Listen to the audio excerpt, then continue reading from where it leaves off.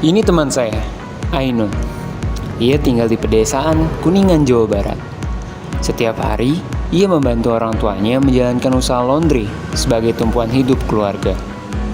Usaha ini sebetulnya bergantung pada listrik. Lalu coba Anda bayangkan suara ini. Suara tersebut bukan hanya sekedar listrik yang padam. Bagi Ainun, itu adalah suara terhentinya pendapatan. Suara frustasi yang dihasilkan dari mesin cuci yang mati di tengah jalan. Dan kenyataan pahit ini bukan hanya dirasakan oleh beberapa masyarakat, tapi jutaan keluarga dan usaha mikro di Indonesia. Dan saya Raffi Iksan, kami dari Agnivolt percaya bahwasannya energi bukanlah sebuah kemewahan, melainkan sebuah hak. Sebelum menentukan solusi, kami melakukan satu hal yang penting, mendengarkan. Untuk memvalidasi masalah, kami mewawancari beberapa masyarakat yang tinggal di daerah aliran sungai.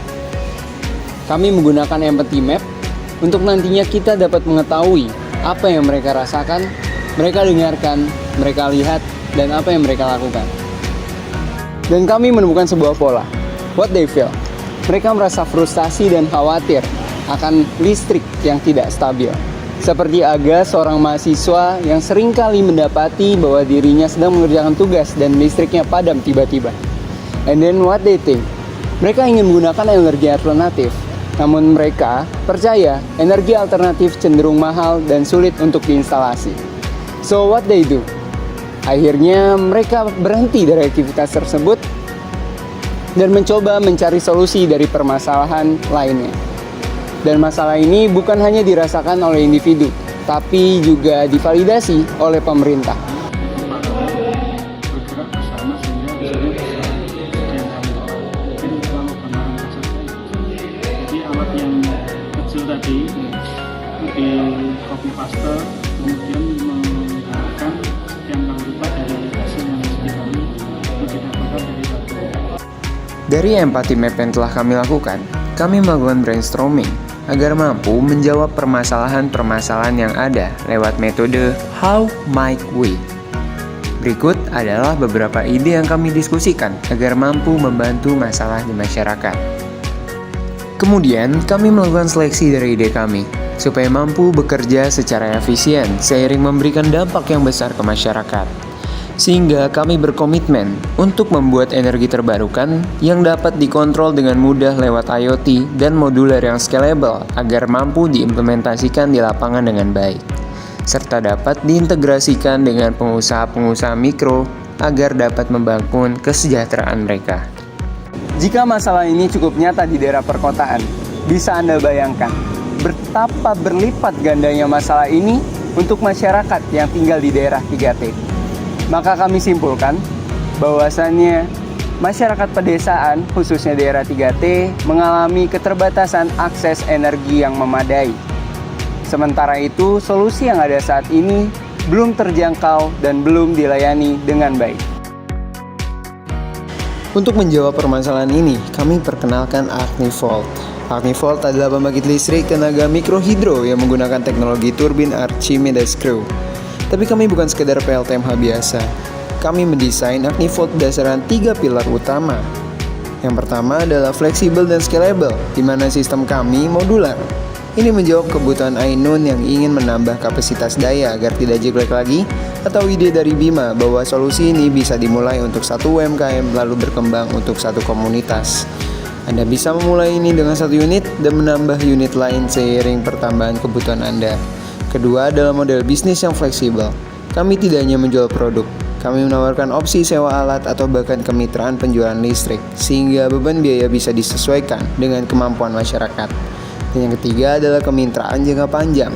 Kami membangun customer relationship yang kuat, kami menyediakan pelatihan pengoperasian, perawatan, dan layanan troubleshooting. Dari alat yang telah kami uji cobakan, beberapa orang memiliki kritik dan saran membangun untuk produk kami. Di antaranya harga produk yang masih mahal untuk ditanggung perorangan, kekhawatiran kestabilan energi ketika musim kemarau, hingga rasa skeptis karena belum banyak masyarakat yang memakai energi terbarukan. Oleh karenanya, kami akan memfokuskan penjualan ke arah komunitas, seperti koperasi desa, CSR, UMKM produktif, hingga pemerintah. Kami juga akan mencoba meningkatkan efektivitas dari fitur IoT dan mengutamakan solusi produktivitas melalui branding energi hijau. Lalu di mana posisi Acnivolt di tengah lautan solusi energi yang sudah ada? Di sinilah kami menerapkan kerangka Blue Ocean Strategy. Kami akan mengubah permainan dengan mengeliminasi ketergantungan pada energi yang mahal dan kompleksitas alat yang membingungkan masyarakat. Kemudian kami secara drastis mengurangi biaya investasi awal yang menjadi penghalang utama adopsi energi terbarukan. Kami juga akan mengurangi konsumsi energi yang dipakai oleh satu rumah tangga. Selanjutnya, kami akan meningkatkan nilai tambah sosial dan lingkungan lewat skema penjualan gotong royong dan kontrol transparansi menggunakan sistem IoT. Dengan begitu, kami menciptakan sebuah kategori baru, PLTMH yang modular dan terjangkau dengan tambahan paket desa atau UMKM dengan branding ekonomi hijau. Berikut adalah kurva perbandingan dengan energi yang lain. Acnivolt sebagai penyedia energi mungkin memang masih memiliki biaya awal yang lebih tinggi dibanding PLN. Namun sebagai energi yang terbarukan memiliki harga yang murah daripada panel surya. Dan hal itu setara dengan biaya operasional yang gratis serta memiliki dampak produktivitas yang lebih unggul daripada panel surya karena dapat bekerja meskipun matahari telah terbenam. Siapa yang akan membeli Acnivolt? Fokus utama dan jantung misi kami adalah masyarakat lokal di daerah 3T. Namun, tidak terkecuali dengan rumah tangga produktif di pedesaan yang membutuhkan listrik stabil bukan hanya untuk hidup, tapi untuk mencari nafkah. Untuk mencapai mereka, kami harus berkolaborasi. Model bisnis kami dirancang untuk melibatkan seluruh ekosistem. 1. Pemerintah dan lembaga sosial masyarakat sebagai partner kami dalam program pemerataan energi di daerah 3T. 2. Investor yang mencari dampak sosial yang terukur selain keuntungan finansial. Dan 3. Lembaga riset untuk terus melakukan inovasi yang relevan. Serta bidang pariwisata atau UMKM yang potensinya sangat besar. Indonesia memiliki lebih dari 74.000 desa dan ribuan diantaranya berada di dekat sumber air yang bisa dimanfaatkan. Analisis market kami mengacu pada analisis Samsung, di mana secara realistis saat ini kami baru berorientasi pada 32-52 potensi infrastruktur di Pulau Jawa sampai Bali. Dan harga jual kami memiliki fleksibilitas yang tercermin dalam model harga kami yang menyediakan 4 paket dengan keuntungannya masing-masing. Dan inovasi kami juga berada pada paket desa, di mana satu alat kami dapat dimanfaatkan 10 rumah tangga dengan biaya sewa yang bisa dibayar per bulan.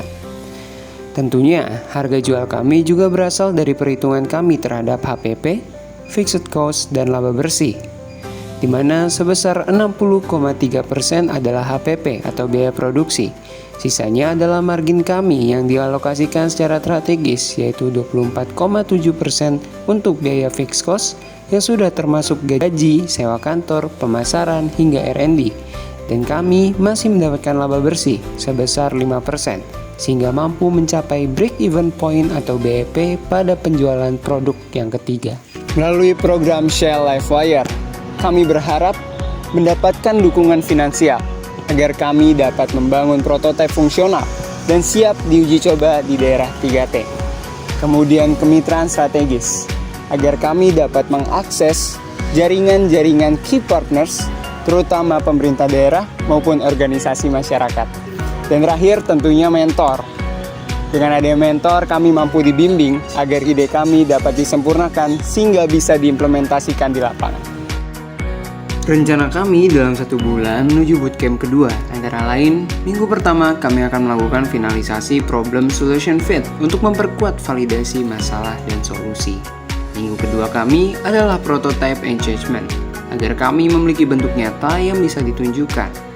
Minggu ketiga, kami akan melakukan validasi market kembali, guna menguji kelayakan di pasar dan model bisnis. Dan tentunya, terakhir kami akan mempersiapkan presentasi untuk menunjukkan progres kami pada bootcamp kedua nanti. Selama mengikuti bootcamp ini, kami merasa belajar banyak hal baru tentang bagaimana cara melihat sebuah ide bukan hanya dari sisi teknologi, tapi juga dari sudut pandang pengguna dan pasar lewat pemahaman tahapan design thinking. Proses ini membuka mata kami bahwa mendengarkan pengguna secara langsung jauh lebih penting daripada asumsi teknis yang kami buat. Hal ini membuat kami mengalihkan fokus penjualan ke arah kolektif dibandingkan individu. Kami juga jadi lebih paham bagaimana membedakan diri dari solusi energi lain pada tahap Blue Ocean Strategi. Nilai unik kami ternyata bukan hanya listrik dari air, tapi bagaimana listrik itu bisa langsung dipakai untuk produktivitas pertanian, UMKM, dan pariwisata. Kami merasa proses ini membuat kami lebih kritis, lebih berani untuk terbuka pada feedback dan tidak kaku pada ide awal. Kami berempat memiliki passion yang sama untuk kedaulatan energi. Kami telah memvalidasi masalah dan merancang model bisnis yang komprehensif. Sekarang kami butuh dukungan untuk melompat ke tahap selanjutnya. Kami ingin mengubah seluruh aliran air di Indonesia menjadi sumber kesejahteraan. Kami tidak menjual listrik, kami menjual kemandirian. Kami tidak menjual produk, tapi kami membangun kemitraan untuk bergerak bersama. AgniVolt, for your infinity energy.